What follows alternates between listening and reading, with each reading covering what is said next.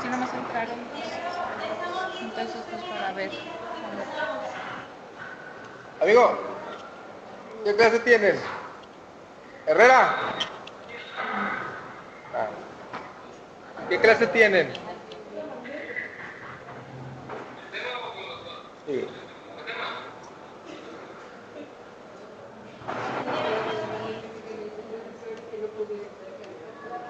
¿Cuál?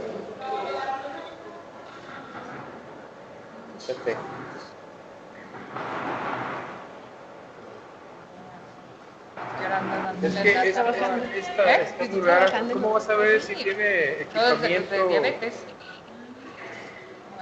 No les ayuda a nadie. Equipamiento adecuado, él dice, las preguntas que vienen, no. Esta es igual, no, esta es igual. Tiene razón aquí, está repetida. Y luego acá. Sí, el hospital dice, el hospital posee moderno equipamiento individual. Lo único que les cubre es la insulina. La doctora Mire, esto viene siendo como ¿para qué una quieren escala de litros. si sirven De acuerdo, desacuerdo. De acuerdo, desacuerdo, neutral, de acuerdo, muy de acuerdo. Entonces la quito, pero aparte no les cubren estudios de laboratorio, no les cubre gabinete, no les cubre nada. Ellos tienen que pagar todo. Pero que sean del seguro médico de la nueva generación, pero por seguro médico de la nueva generación les cubre todo. No, hasta los chiquititos que tengo tienen que pagar. El hospital, Sí, desde está su muy punto de mal. vista, tiene tecnología. Tecnología son equipamientos. ¿Y antes sí les cubría? No, según lo que me dicen los pacientes, no les cubre nada. Buenos días, ¿viene la videoconferencia? Vamos a empezar, adelante. Se llama la Nada de conferencia. nada, pura insulina y metformina. Déjame checar. Pero para que yo no me Que le lleven Apagar su micrófono, servicio de salud de Guerrero. Es que le voy a dar la indicación a Luis para que de una vez se vaya a hacer esto. Ah, ok, pues dile. A la consulta, urgencia, laboratorio y hospitalización. 5 Con la de todos los demás. Sí. 4, 5, 6. No tiene que tener nombre. Bien, tú. Hola, hola. Se me olvidó esta clase. Lo que no sé si es obesidad en niños o... Voy a invitar a los niños.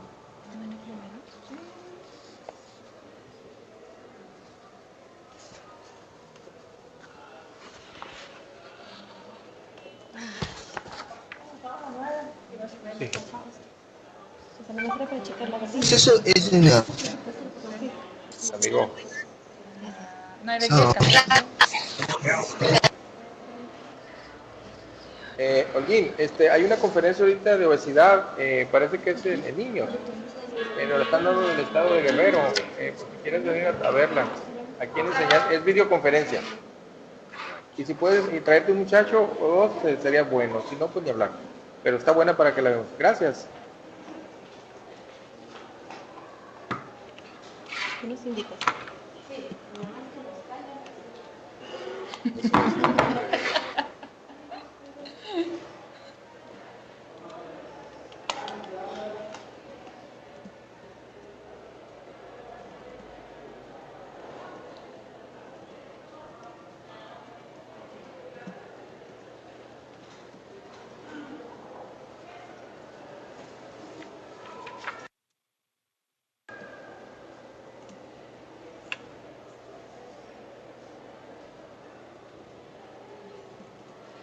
Buen día a todas las sedes que nos acompañan el día de hoy.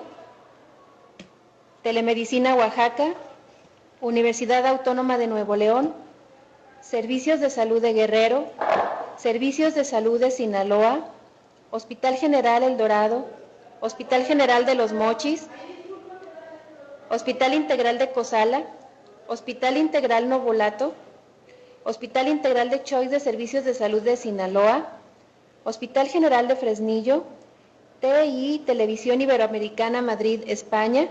Sean bienvenidos desde esta sede Hospital General Zacatecas. Tengo el gusto de presentar el día de hoy a la doctora Edith Cárdenas Vargas. Ella es médico general por la Facultad de Medicina Humana y Ciencias de la Salud de la Universidad Autónoma de Zacatecas. Realizó su especialidad en pediatría y endocrinología pediátrica, avalada por la UNAM, en el Centro Médico Nacional La Raza del Instituto Mexicano del Seguro Social. Es miembro de la Sociedad Mexicana de Endocrinología Pediátrica, miembro del Colegio de Pediatría de Zacatecas y del Colegio Médico del Hospital General de Zacatecas, de quien es fundadora. Asimismo, fue jefa de servicio de pediatría de este hospital. Gracias a los servicios de salud de Guerrero por la amabilidad de su conexión para las diferentes sedes que nos reciben. Doctora Edith Cárdenas Vargas, bienvenida. Estamos atentos a su inicio de su tema, obesidad y prediabetes en niños y adolescentes. Okay, gracias y buen día a todos. Entonces vamos a empezar con el tema. ¿Tú me dices? Entonces empezando también con un enfoque cultural, tenemos todas las que son las imágenes y cuadros de Botero.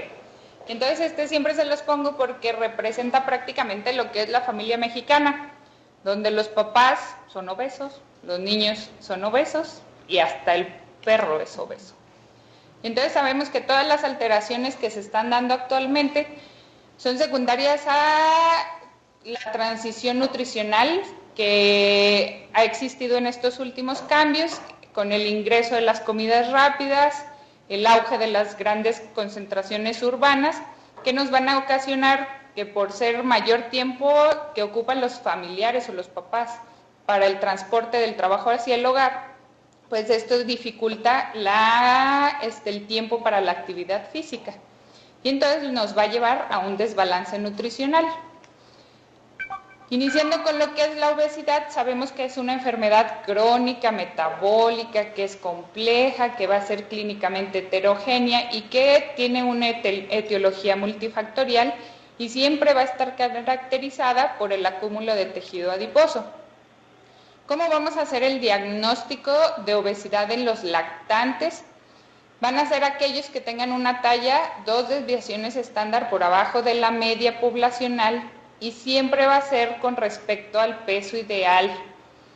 De tal manera que si tenemos a un lactante con un sobrepeso, va a ser sobrepeso cuando sea mayor del 110 a 119%, va a ser obesidad cuando sea entre el 120 al 129% de exceso de peso con relación al peso ideal, y obesidad severa cuando sea igual o mayor al 130%.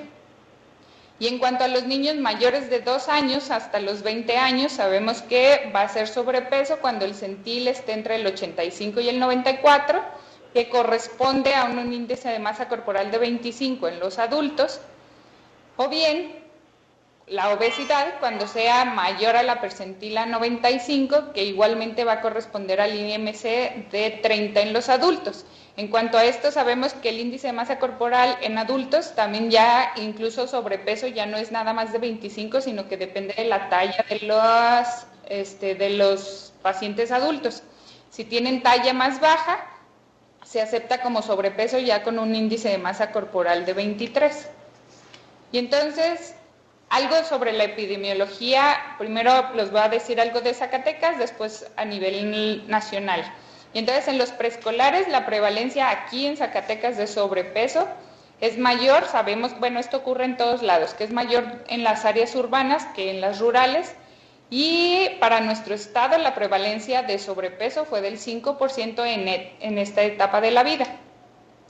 Cuando vemos la ENSANUD, que es la Encuesta Nacional de Salud y Nutrición, y vemos la comparación de 1988 a el 2012, pues vemos un incremento importante de obesidad y sobrepeso en los menores de 5 años, pasando desde un 7.8% hasta un 9.7%.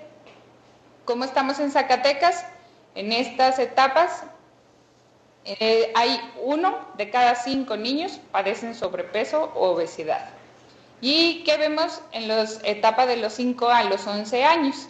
Aunque aparentemente hubo se detuvo el incremento que había en cuanto a esto, permanece en 14.6%, pero si se fijan en las imágenes, en sobrepeso hubo ciertas variaciones pequeñas de acuerdo a los sexos. Los hombres, para la ENSANUD del 2006, correspondía al 16.6% y en el ENSANUD 2012 son de 17.4% y disminuyó un poquitito en las mujeres, por eso el general sale prácticamente igual. ¿Cómo estamos en Zacatecas? 1 de cada 3 presenta obesidad o sobrepeso entre los 5 y los 11 años de edad. Y en los adolescentes, anteriormente en la ENSANUD del 2006 nos decía que el exceso de peso se presentaba en 32% de todos los adolescentes. En ENSANUD 2012 se presenta en el 35% y estamos en Zacatecas ligeramente mayor a la población nacional. Y entonces aquí, en cuanto a los adolescentes, más de 1 de cada 5 adolescentes tiene sobrepeso y 1 de cada 10 tiene obesidad. ¿Qué pasa en los adultos en México? Bueno, en Zacatecas, 7 de cada 10 zacatecanos tienen sobrepeso o obesidad. Y a nivel nacional, casi el 72% de las mujeres tienen sobrepeso y obesidad, y de los hombres el 67%. Y entonces, para decirlo de una forma práctica, ¿cómo vamos a valorar lo del peso corporal? De una forma muy sencilla, digamos que es la suma de lo que comemos más el almacenamiento del tejido adiposo y lo que gastamos de energía. Y entonces sabemos que todos los pacientes obesos van a tener alterados los umbrales específicos de acuerdo o lo que nos ayuda a mantener una homeostasis adecuada. Y en este caso pueden estar asociados otros factores como serían los hormonales, dentro de los que se encuentra la leptina, que es la que vamos a ver un poquito más, entre otros, patrones conductuales y culturales, y el estrés ambiental, que a muchas de las personas o niños, si están estresados, pues les da por estar comiendo. Y entonces anteriormente se decía que el adipocito pues era una célula que solamente nos servía para echar bola y nada más. Y entonces posteriormente se ve que es una célula inteligente que es capaz de transmitir al sistema nervioso central el estado de las reservas energéticas y se considera como una glándula endocrina. Dentro de estas, la leptina se va a transportar por sangre hasta su órgano diana, que se encuentra en el hipotálamo, donde está su receptor específico, y aquí es donde controla la ingesta y el gasto energético. de tal manera que va a haber modificaciones en la conducta, ya sea búsqueda activa del alimento o bien aumento del tono simpático para promover el gasto energético. Y esto va a hacer que el almacenamiento de la energía vaya a ser en forma de grasa. De acuerdo al tipo de grasa es el mayor o menor riesgo cardiovascular. Sabemos que todo lo que es a nivel intraabdominal es de mayor riesgo cardiovascular. Y entonces se vio que el adipocito no nada más va a secretar o a formar leptina, sino que tiene todos estos otros factores que también está formando. Y va a actuar también a nivel de la inmunidad innata y la inmunidad adquirida. Y entonces, ¿qué es lo que pasa cuando está iniciando la obesidad? Va a haber hipertrofia e hiperplasia del adipocito, todo esto con el fin de hacer frente a la creciente demanda del almacenamiento de los triglicéridos. ¿Para qué? Para adaptarse a la necesidad de la remodelación y ampliación. Y en este esquema, me gusta mucho porque es prácticamente donde se explica por qué nos sirven todas las cremas y geles y demás que se usan para la obesidad. En la imagen que tienen a la izquierda se ven las células, que serían los círculos amarillos, con el azul en bajito. Azul bajito es el citoplasma. Con algo, las líneas negras sería fibrina y las otras celulitas como estrellas son los macrófagos. Eso es un tejido normal. ¿Qué pasa en la obesidad? Que es la imagen de la derecha. Hay hipertrofia e hiperplasia de estas células. El citoplasma que se ve en azul oscuro es porque hay hipoxia de las células, de tal manera que si hay hipoxia y el tejido está menos irrigado, pues es menos factible que vayan a funcionar las cremas y los geles. Y entonces, ¿qué es lo que pasa a nivel del sistema nervioso central? La leptina, si se incrementa en el núcleo arqueado, va a haber una disminución del neuropéptido Y y del péptido relacionado con el agouti. Esto va a hacer que incremente la propia melanocortina, entre otras sustancias, y van a disminuir el hambre o la ingesta de alimentos. Por el contrario, si la leptina disminuye, el péptido relacionado con el agouti y el neuropéptido Y van a incrementar, la propia melanocortina disminuye y vamos a tener más hambre. ¿Qué pasa?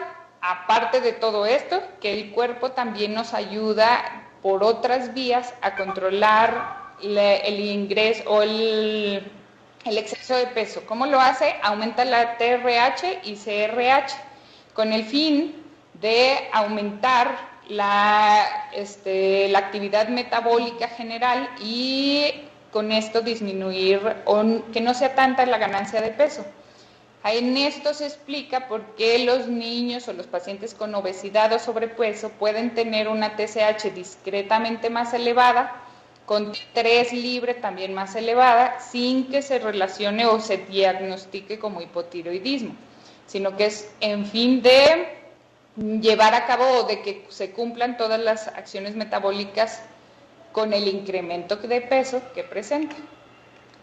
Y entonces no nada más se encuentra involucrado el neuropéptido Y, el péptido relacionado con el agouti y la propia melanocortina, sino que hay muchísimas otras sustancias y vías que van a causar el incremento de peso. Todo esto es importante, ¿por qué? Porque demuestra la dificultad en el tratamiento para la obesidad. Anteriormente se creía que cuando descubrieron la leptina, los gringos dijeron, bueno, pues ya vamos a hacer la panacea porque vamos a tener el tratamiento para la obesidad, y vieron que aunque daban leptina, pues no se modificaba mucho el peso. Después descubrieron que era el neuropéptido Y el que tenía una actividad importante a este nivel. A los ratoncitos les destruyeron el área donde se forma el neuropéptido Y vieron que tampoco bajaban de peso por todo el resto de las vías que están involucradas. Entonces es imposible que un solo medicamento pueda llevar a cabo o esté bloqueando todas estas vías. Y entonces aquí les pongo varios de los factores que van a modificar la ingesta de alimentos, algunos que lo aumentan y otros que los disminuyen. y si se dan cuenta, pues es una gran variedad de agentes. ¿Qué pasa a nivel de gastrointestinal? Siempre tiene que haber una conexión entre todo lo gastrointestinal y el cerebro. Y entonces hay vías aferentes que pueden ser por mecanorreceptores y quimiorreceptores y van a estar involucradas la grelina, la insulina, entre otros. Entonces, en un estado preprandial, prandial, vamos a tener que hay una disminución de la grelina con un aumento, entre otras, con un aumento del péptido YY, la oxintomodulina. Todo esto va a llegar al sistema nervioso central, donde por disminución en el neuropéptido Y y el péptido relacionado con el agouti, pues va a hacer la vía orexigénica, o sea que nos va a dar hambre. Y esto sería, va a disminuir esta acción y van a incrementar las anorexigénicas, que sería la propia melanocortina. ¿Qué pasa si estamos en un estado preprandial? Entonces la grelina va a estar incrementada, el resto van a estar disminuidos, como el péptido YY. Va a llegar el impulso al sistema nervioso central, disminuyen las anorexigénicas como la propia melanocortina y aumentan las orexigénicas de tal manera que nos da hambre. Es en una forma como muy práctica. ¿Qué es lo que está pasando a nivel mundial? Sabemos que hay una pandemia en cuanto a obesidad y sobrepeso, lo que va a llevar a un elevado factor de riesgo asociado a enfermedades crónico-degenerativas como hipertensión arterial, diabetes mellitus, pero a veces nada más nos vamos hacia estas dos patologías y no tenemos en cuenta que tienen complicaciones oftalmológicas, cardíacas, vasculares, renales, entre otras. Y además tienen afectación psicológica, como es la distorsión en la percepción corporal, la baja autoestima o depresión, y todo lo que conlleva en el ámbito social, como el aumento en la necesidad de recursos humanos, médicos, enfermeras, etcétera, material e infraestructura, y obviamente el incremento importante en los recursos económicos para el tratamiento. Y aquí les pongo un ejemplo. Los costos en cuanto al costo social directo al ingreso de un paciente con diabetes, por un solo paciente, esto conlleva que requiere de 1.353 millones de pesos para su tratamiento. Si obviamente este paciente va junto con un familiar que está en etapa productiva, pues entonces el costo se duplica. Si 5% de estos pacientes necesitaran o se quisieran ir al medio privado o en laboratorios privados, esto incrementaría 50 millones de pesos agregados a lo que ya les había comentado. Además, por otro lado, sabemos que hay mayor riesgo de muertes prematuras, que nos conllevaría un ingreso no generado de alrededor de 492 millones de pesos. Y entonces, obviamente, pues sabemos que todo esto es una cantidad exagerada de dinero. Sin embargo, actualmente la cobertura para diabetes tipo 2 y para hipertensión solamente es del 20% de lo que se requeriría. Y entonces, ¿qué tenemos que hacer? Sabemos que la diabetes sigue a la obesidad como el día a la noche. ¿Y qué es lo que nos está alarmando de manera importante actualmente? Para el 2010, a nivel de en Latinoamérica, se decía que en 1985 existían 30 millones de diabéticos. Para el 1995 esta cifra se incrementó hasta 135 millones. En 2002 eran 173 millones de diabéticos y se hizo una proyección para el 2030 que fueran 366 millones. Sin embargo, la ONU en el 2000 dijo que ya existían 200.406 millones y la proyección para el 2025 era de 380 millones. ¿Con qué sorpresa nos encontramos de acuerdo a los datos de la Federación Internacional de Diabetes? Pues que esta proyección para el 2025 prácticamente ya se rebasó, o bien la de 2030 según lo latinoamericano. ¿Por qué? Porque para el 2012 existen 371 millones de diabéticos, lo que corresponde al 8.3 de la población mundial, y se dice que para el 2030 la proyección es de 552 millones, lo que muy posiblemente incremente o lo lleguemos a superar de manera pues, muy mal antes de este tiempo, lo que va a conllevar pues una fuerte carga para los servicios de salud. Entonces en esta imagen tenemos el panorama mundial en cuanto a diabetes. Vemos que América del Norte y el Caribe estamos con un 10.5 en la prevalencia, y los siguientes más importantes, por ejemplo, bueno, Europa no es tan importante, está en el 6.7% de la prevalencia, pero si se fijan en Oriente Medio está un poquito más arriba que nosotros, en 10.9% de la prevalencia, pero hay otros tan bajos como el 4.3% en África. ¿Cómo estamos en México? Pues actualmente se supone que hay 10.6 millones de mexicanos con diabetes.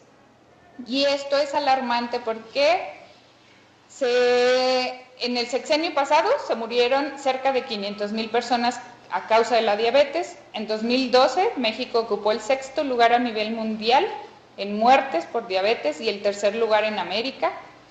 Desde el 2000 la diabetes es la principal causa de mortalidad en México. Cada 17 segundos alguien es diagnosticado con diabetes a nivel mundial, y en México cada 2 horas se diagnostican 38 casos nuevos. De todos los pacientes que tienen diabetes, del 30 hasta el 50% desconocen que tienen la enfermedad, lo que aumenta el riesgo de las complicaciones crónicas al momento del diagnóstico, y el 14% de los adultos en México padecen diabetes tipo 2. Aquí todo mundo o los expertos atribuyen esto al incremento en cuanto al sobrepeso y a la obesidad, y todo por lo que ya habíamos comentado, la ingesta de bebidas y productos azucarados y la alteración en la dinámica de la alimentación. Los especialistas prevén que para el 2015 habrá 11.9 millones de mexicanos con diabetes, y pues la mortalidad finalmente va a ser resultado de la falta de políticas de prevención y atención médica, así como de una mala asistencia a este tipo de pacientes. Y en esta gráfica o esquema se ve cómo ha incrementado de manera alarmante la mortalidad en México. Cada 2 horas mueren 5 personas a causa de complicaciones de la diabetes en nuestro país, y a nivel mundial cada 7 segundos alguien muere a consecuencia de la diabetes. ¿Qué pasa en cuanto a, por ejemplo, a pie diabético? Que cada 20 segundos alguien es amputado a consecuencia de la diabetes. Esto es a nivel mundial. Y entonces la pregunta es, ¿hacia dónde nos dirigimos, ¿verdad? De ser Homo sapiens a dónde estamos pasando.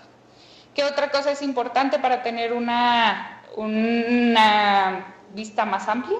Pues que la diabetes está matando a más personas que todo el cáncer junto con el SIDA. Y entonces algunos otros aspectos epidemiológicos importantes es de que sabemos que a nivel de los niños, en la última década ha incrementado la incidencia y la prevalencia de diabetes tipo 2, lo que antes no se veía, y todo es secundario a la obesidad y el sobrepeso y el sedentarismo. Sin embargo, no hay muchos datos en cuanto a los niños. ¿Qué es importante entonces? La prevención. Para poder prevenir la diabetes, obviamente tenemos que tratar primero sobrepeso y obesidad, pero tenemos que iniciar a pensar en prediabetes. ¿Por qué? Porque la prediabetes puede tener regresión a cifras normales de glucosa. Y entonces, desde el 2003, la Asociación Americana de Diabetes estableció el diagnóstico de prediabetes. Son 2 estados de prediabetes. El primero es la glucosa anormal en ayuno o alterada de ayuno, que va de cifras de 100 a 125 miligramos por decilitro, y la intolerancia a la glucosa, que va con cifras de 140 a 199 miligramos por decilitro después de 2 horas de una carga oral de glucosa con glucosa nidra. ¿Qué pasa en cuanto a prediabetes? A nivel mundial hay 314 millones y se prevé que sea de 418 millones para el 2025. De tal manera que si se dan cuenta, todos estos niños con prediabetes van a ser los adultos con diabetes para las estimaciones que se han hecho. Si actuamos a este nivel, vamos a incidir en la prevalencia, en la incidencia de toda la diabetes a nivel mundial. ¿Qué es lo que está pasando? Que la prediabetes aumenta el riesgo absoluto y a corto plazo de presentar diabetes tipo 2. ¿Cuánto? De 3 a 10 veces más con respecto a la población general. Y entonces hay muchos estudios que efectivamente dicen que la prediabetes acelera el proceso fisiopatológico para desarrollar diabetes tipo 2. Esto es igual tanto en niños como adultos. Sin embargo, en adultos hay mucho más bibliografía en la que se sustenta esto. Pero en población pediátrica son pocos los estudios. La gran mayoría de ellos lo único que dicen es de que incrementa el riesgo de diabetes tipo 2 en un corto periodo de tiempo, pero no dicen ningún otro dato. Este otro estudio también vuelve a decir solamente en un periodo corto de tiempo. A diferencia de este que les estoy mostrando en este momento, en el que es en adultos, y ellos sí muestran una relación más cercana de acuerdo a si es glucosa alterada de ayuno, si es intolerancia a la glucosa o bien si son ambos estados de prediabetes, obviamente va a ser mayor el riesgo de presentar diabetes en un tiempo más corto, pero nos da cifras. Y aquí nos mencionan, aparte de que la obesidad, ya sabemos que es uno de los factores más importantes, pues va en relación con la etnia. Ser mexicanos ya por default llevamos el riesgo de padecer diabetes. Y en cuanto a este estudio, es de los pocos que sí mencionan un poco más de datos en cuanto a población infantil. Ellos dicen que el patrón de los estados prediabéticos es muy variable de un año a otro. Esto ahorita lo vamos a relacionar con otro estudio. Y para ellos la prevalencia en la persistencia de prediabetes se estimó alrededor de 13% y hicieron el estudio en 3 años. ¿Por qué en población infantil, o más bien en todos los niños que están en etapa de la pubertad, los estados de prediabetes es muy variable? Se muestra gráficamente en este otro estudio. Durante la pubertad, todo lo que es la pubertad se considera como un estado fisiológico, digámoslo así, de resistencia a la insulina. Y entonces, para valorar la pubertad, están los estadios de Tanner. Si se fijan en la gráfica, en la parte baja refieren los estados de Tanner, como el 1, 2, 3, 4, 5, y en su lado izquierdo está el HOMA-IR, que es lo que nos refiere en cuanto a resistencia a la insulina. Y entonces, como va avanzando la pubertad, se va viendo cada vez más resistencia a la insulina. Para cuando termina la pubertad hay una disminución importante en esto. ¿Por qué se da? Por la acción principalmente de la hormona de crecimiento y algo del cortisol, que son hormonas contrarreguladoras de la insulina. Por eso se considera como un estado de resistencia fisiológica a la insulina. Y es cuando la gran mayoría de los pacientes tipo 2 van a presentar, más bien la gran mayoría de los pacientes pubertos van a presentar la diabetes. Este otro estudio es muy importante porque muestra la gran variabilidad que hay en cuanto a los niveles que se consideran normales de la glucosa. Como ya les comenté, desde el 2003 se considera como glucosa normal hasta 99 miligramos por decilitro, aunque la OMS sigue diciendo que es hasta 110. Eso a nivel mundial ya no se acepta, aunque lo diga la OMS. ¿Por qué? Porque ya se considera como prediabetes. Y este estudio, que fue realizado en 1849 niños y lo siguieron durante 21 años, observaron que todos los niños que tenían valores por debajo de 86 miligramos por decilitro todos los que estaban por debajo de 86 miligramos por decilitro estaban bien, pero los que estaban por arriba de este valor ya era un riesgo para diabetes o prediabetes en la edad adulta, independientemente de cualquier otro factor. Entonces, si este estudio con una cantidad adecuada de niños, muy importante, cantidad de niños, nos está diciendo que a lo mejor tendríamos que revalorar los valores normales de la glucosa, pues dejarlo en 110 ya está fuera totalmente. Y entonces, ¿cuándo tenemos que hacer estudios a los niños para determinar el riesgo de diabetes? Existen criterios ya bien establecidos y entonces el principal es que presenten sobrepeso o obesidad, más 2 o más de los siguientes factores, que sería la historia familiar de diabetes tipo 2 en primero o segundo grado, la raza o la etnia, que ya como les había dicho, por ser mexicanos va por default, signos de resistencia a la insulina o condiciones que tengan resistencia a la insulina, como sería la acantosis nigricans, hipertensión, dislipidemia, síndrome de ovario poliquístico o los pequeños para edad gestacional, y la historia materna de diabetes gestacional. Si nos detenemos poquito a ver este cuadro y fuéramos todos nosotros niños, entonces todos los que estamos con sobrepeso u obesidad tendríamos la gran mayoría el antecedente familiar de diabetes, ya tenemos un punto más aparte ser mexicanos, ya seríamos pacientes a quienes nos deberían de realizar una carga oral de glucosa para determinar si tenemos o no prediabetes. ¿A quiénes se va a hacer este estudio? A todos los niños mayores de 10 años o bien antes cuando ya iniciaron la pubertad. Y en cuanto al intervalo de tiempo, si está el resultado normal hay que estarlo repitiendo cada 3 años. Pero si se dan cuenta, no nos indican muy bien cada cuándo tenemos que hacer el estudio si sale alterado. Entonces, lo que se está haciendo actualmente es más o menos hacerlo cada año o un poco antes, depende de cómo veamos a nuestro paciente.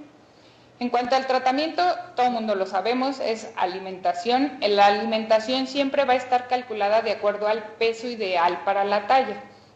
Y en cuanto a la distribución, generalmente se maneja que del 55 al 60% sean carbohidratos, del 20 o 25 al 30 lípidos y el resto proteínas. Estas proporciones, hay muchos estudios, las han estado queriendo cambiar, pero todavía se mantiene esto.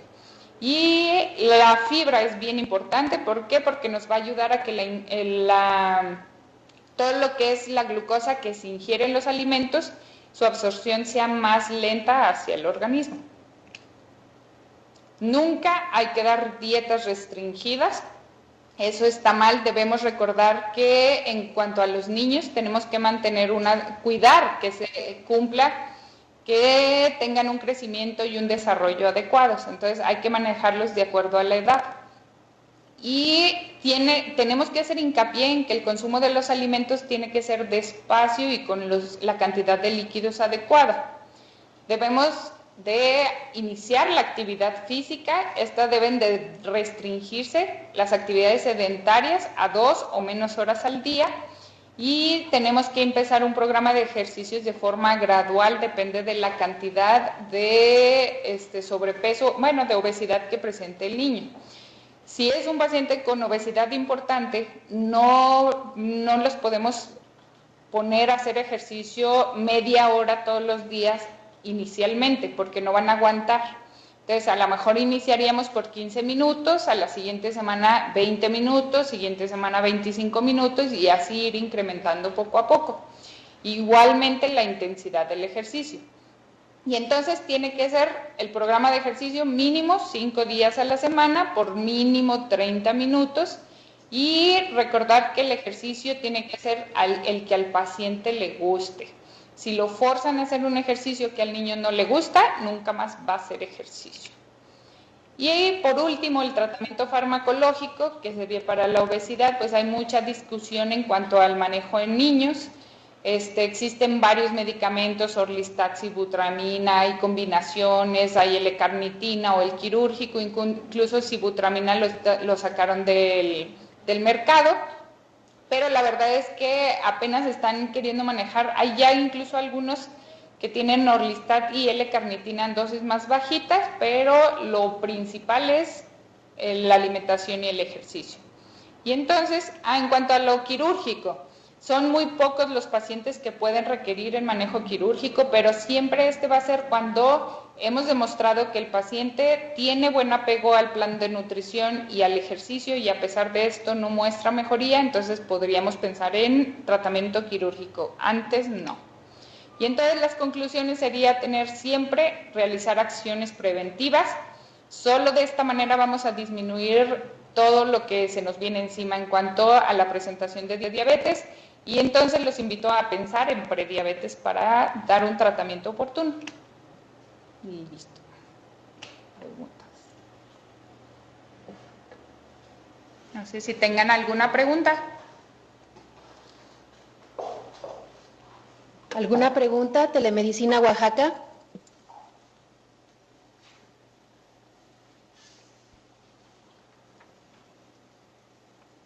Universidad Autónoma de Nuevo León, ¿alguna pregunta?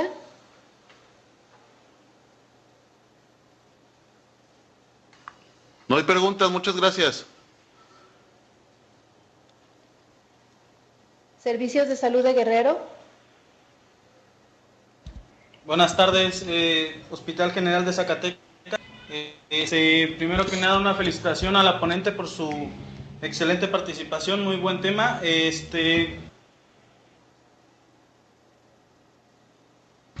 Aquí en Telemedicina Guerrero, en oficinas centrales, no tenemos preguntas. Tenemos al Hospital General de Tasco. Adelante. Adelante, Tasco. Buenas tardes. Permítame, tiene una pregunta. Buenas tardes. Adelante, Primero Inge. que nada, una felicitación y tengo una pregunta. ¿Qué importancia tienen los lípidos y los carbohidratos sobre las proteínas en el desarrollo del niño? Mencionó usted algunos porcentajes y para mí como que es mi duda de por qué se le restringen las proteínas hasta un 15% y no se le puede dar un poco más. Ok, más bien con lo que les comentaba en cuanto al cambio en los porcentajes es más a expensas de los carbohidratos. Muchos estudios ya están diciendo o muestran que es más importante disminuir un poco los carbohidratos. ¿Por qué no incrementar mucho más las proteínas? Porque podemos llevar al paciente en cetosis. Y entonces si manejas altas las proteínas vas a causar pérdida de peso, pero a expensas de la cetosis, que es más difícil cuando vayas a estar iniciando los carbohidratos bien, como se debe de hacer, el paciente generalmente va a subir mucho de peso. Ese es el problema con las cetósicas y tendrían que mantenerlo en una cetosis muy leve para que no se les vaya a descompensar. Si mantienen las proteínas mucho más altas, el grado de cetosis puede ser tan importante que le cause alteraciones en otros ámbitos, como sería el neurológico y el renal principalmente. Bueno, muchísimas gracias. Hospital General de Huitzuco, adelante.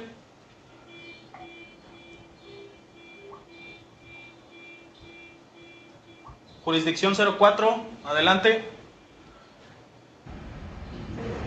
No hay ninguna pregunta y nada más para felicitar a la ponente. Gracias. Hospital Básico de Coyuca. No hay preguntas, ingeniero, no hay preguntas. Gracias. Hospital General de Mazatlán.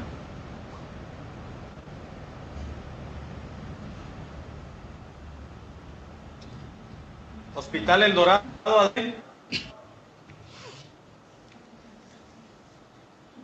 Jurisdicción 05.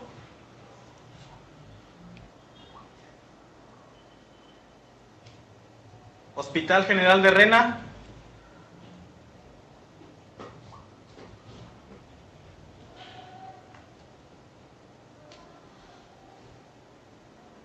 Hospital Integral de Cozala, adelante. Felicitar a la doctora por la exposición. No hay preguntas, gracias. Inge Militza en Zacatecas, si hubiera preguntas de manera local. Gracias. Gracias. Doctora, más que nada felicitar a la doctora por su excelente presentación y al mismo tiempo me gustaría, usted como especialista, ¿cómo cree que podemos, el personal de salud, disminuir hasta cierto punto, porque las cifras son alarmantes en relación a los pronósticos para un futuro, se supone que los niños son el futuro de nuestro país, del mundo en general. ¿Cómo cree usted que podemos incidir nosotros para tratar de disminuir un poco pues estas cifras tan alarmantes con la ambivalencia que tenemos por un lado de la disponibilidad de todos los alimentos chatarra, de las grandes cadenas comerciales, y por otro lado de las estrategias de salud que hasta ahorita pues no se han obtenido tanta respuesta en relación a la disminución de esta patología de sobrepeso y la obesidad, sobre todo en niños? Yo creo que todo es educación. Educación y educación y educación. El problema con las estrategias nacionales es que siguen diciendo come frutas a la hora que se te antoje y los jugos son buenos, cuando eso no es bueno. O sea, tienes que mantener, por ejemplo, a un niño, a nosotros, nos toca una ración de fruta en desayuno, comida y cena máximo y ya. Y entonces, si a un niño le toca, digamos de 7 años, le toca media ración es una naranja. ¿Y cuántas naranjas utilizamos para hacer un vaso de jugo? Entonces un montón, y ahí nos estamos pasando en carbohidratos simples. Entonces yo creo que si incidimos mucho en cuanto a que los jugos no son buenos, en que no les estén dando tanta fruta, porque a veces eso es lo que se está exagerando, la cantidad de alimentos que supuestamente se consideran como si fueran sanos, que son buenos porque tienen vitaminas y minerales, pero no son buenos en exageración por la cantidad de azúcar. Esa sería una, educarlos en cuanto a eso.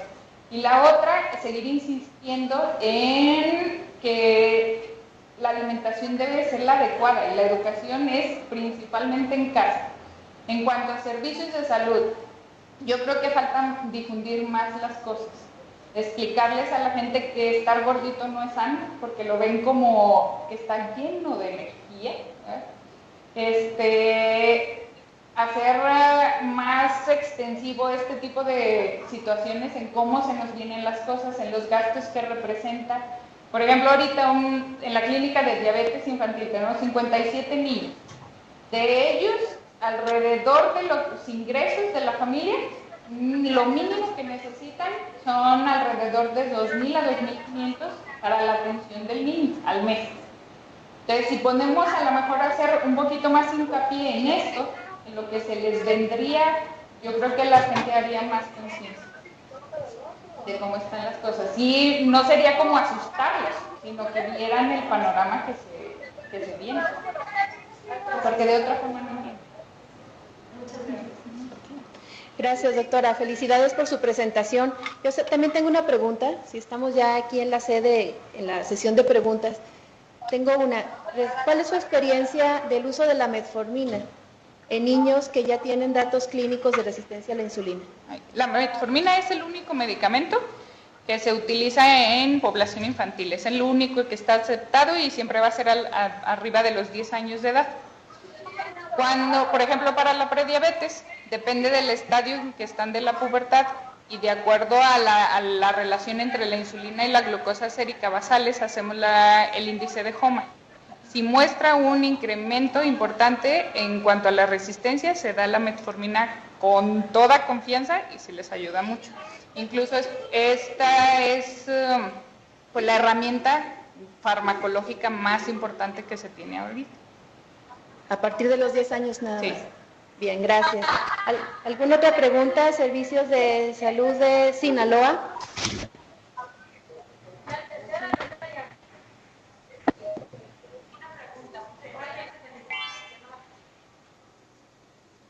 No se escucha, Sinaloa. ¿Sí? ¿Me escucha? Ya estamos escuchando, fuerte y claro. Somos el Hospital General de Los Mochis. Felicitar primero a la doctora por su excelente presentación y el excelente material que nos brindó. Gracias, doctora. Es interesante todo lo que ha mencionado, pero me queda una duda y pregunta a la vez. ¿Cómo puedo yo abordar a los niños que están con sobrepeso de manera de hacerles ver que tienen un grave problema de salud sin que esto no sea una situación de violencia psíquica? Porque es importante ver que algunos niños se asustan, se aterran, ellos saben que les pasa algo en su organismo, sin embargo no lo logran asimilar y viene un una forma de miedo, ¿no? ¿Qué abordaje es el que usted utiliza, doctora? Gracias por su respuesta. Generalmente porque también para darles el diagnóstico a los papás, a veces van a tener un poco de rechazo y por eso mismo no van a tener apego al tratamiento. Entonces yo les recomiendo que utilicen las gráficas de peso y talla. Adelante está peso y talla y al reverso está el índice de masa corporal. Entonces de esa forma es muy fácil demostrarles a los papás y al niño que está muy por encima de su peso ideal. Y entonces conforme va mejorando, poner los puntitos cada 4 a 6 meses en la gráfica les va, si tiene buen apego, se va a ver inmediatamente la mejoría y eso estimula tanto al niño como a los familiares. Y en el caso contrario, que muestre que no están teniendo el apego, es fácil demostrarles en esa gráfica cómo se incrementa el índice de masa corporal y aunque ellos les digan que tienen buen apego y que no comen de más, eso se los va a confirmar y entonces los familiares a fuerza lo aceptan y empiezan a mejorar el apego al tratamiento. Doctora, ¿y se le debe decir al niño que está enfermo de diabetes o es prediabético? Sí, siempre le tienen que decir. Nada más el chiste es decir, ¿perdón? No, sí, ¿se escuchó la pregunta, doctora? Sí. Sí. Gracias. Sí, a ellos siempre les tienen que decir, generalmente a la edad que empiezan con la prediabetes, pueden empezar desde que empieza la pubertad, que sería de los 8 a los 9 años, 8 en niñas y 9 en niños, pero no se va a presentar tan inicial porque apenas estarían empezando la pubertad y generalmente todos empiezan alrededor de los 10 años, 10 y medio. Entonces, para esas edades los niños ya entienden.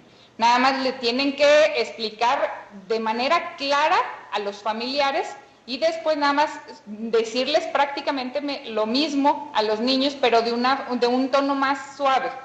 Por eso les recomiendo lo de las gráficas, que cuando ellos lo ven en algo es cuando más se les queda el diagnóstico. Cuando lo explican con los resultados en la mano, entonces ustedes siempre básense en algún artículo o algo que diga la literatura internacional para que vean que está sustentado en algo. Esa es la forma que los familiares van a tener mejor respuesta. Y en cuanto a los niños, explicarles que si tienen buen apego al tratamiento, el estado de prediabetes va a revertir y no tendrían problemas en un futuro si siguen portándose bien. En cuanto a la diabetes, es vital que los niños sepan el diagnóstico, nada más hay que decirlo, digamos, como con suavidad, porque si ellos no saben que tienen esa enfermedad, nunca van a aceptar hacer ejercicio como lo deben de hacer, ni dejar de comer a lo mejor algunos alimentos como la comida chatarra, porque no lo van a entender. Entonces siempre se los deben de explicar bien y el niño tiene que saber si es prediabetes o diabetes. Doctora, muchas gracias. ¿Alguna otra pregunta en Sinaloa? Hospital General Fresnillo, ¿alguna pregunta? Sí, doctora, buenas tardes. Queremos saber quién es el profesional de la salud indicado para adecuar la dieta del niño, el pediatra, el nutriólogo, el endocrinólogo o quién. Ok, el manejo de los niños con obesidad, incluso de adultos, es multidisciplinario. Es psicología, nutrición, pediatría o medicina interna de adultos y endocrinología pediátrica. Tiene que ser en general. Lo que les recomiendo es que siempre mantengamos una comunicación estrecha. No es bueno que, por ejemplo, yo como subespecialista me ponga en un pedestal y no quiera hablar con el médico familiar, el médico general o el pasante o el interno. En esto todos estamos metidos por igual. El mismo valor que tiene nutrición lo tiene cualquier médico. Entonces siempre mantener una comunicación estrecha para llegar a consensar el esquema que mejor vaya a ser para el paciente. Ok, muchas gracias. Muy bien, muy bien. Si no hay ninguna otra pregunta, si hay alguna otra pregunta de streaming de las sedes que se han contactado por streaming.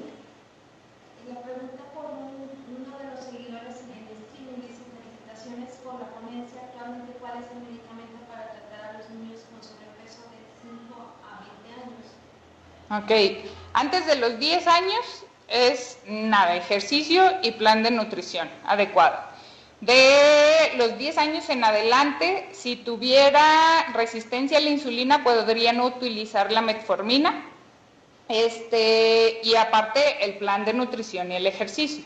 La base de todo es plan de nutrición y ejercicio, y como estamos a nivel nacional, la gran mayoría de los tipos de obesidad es por hiperalimentación. De otros medicamentos no se recomienda, la literatura todavía no los ingresa bien, no hay estudios confiables, se está tratando de meter un poquito al Orlistat a dosis un poquito más bajas que puede utilizarse en algunos adolescentes, y la L-carnitina no tiene tantas complicaciones, también es en adolescentes, pero la L-carnitina no va a funcionar si el paciente no hace ejercicio. ¿Ninguna otra pregunta por streaming? Bien, entonces agradecemos a la doctora Edith Cárdenas Vargas por su brillante presentación. Agradecemos a la maestra Militza Corona Rogers por la coordinación técnica y agradecemos a todos los asistentes también por estar presentes en esta videoconferencia. Muchas gracias, buenas tardes.